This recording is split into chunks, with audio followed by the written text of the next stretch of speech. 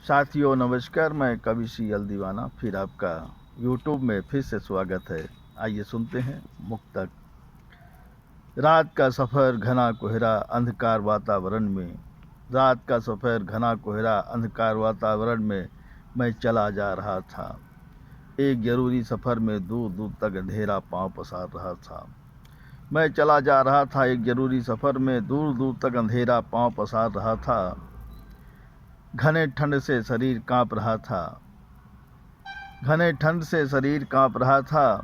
दूर दूर तक कोई अलाव नहीं दिख रहा था राहों में, दूर दूर तक कोई अलाव नहीं दिख रहा था राहों में। कुछ दूर पहुंचने पे एक खेत नज़र आया, कुछ दूर पहुंचने पर एक खेत नज़र आया। उस खेत में बना था एक झोपड़ा, जहां कुछ पशु पक्षी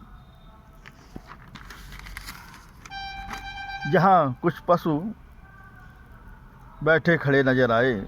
उन्हीं के बीच में बुझा सा अलाव रुक रुक कर जल रहा था, उन्हीं के बीच में बुझा सा अलाव रुक रुक कर जल रहा था। मैं देखकर प्रसन्न हुआ, फिर मैं वहीं बैठकर हाथ सेकने लगा।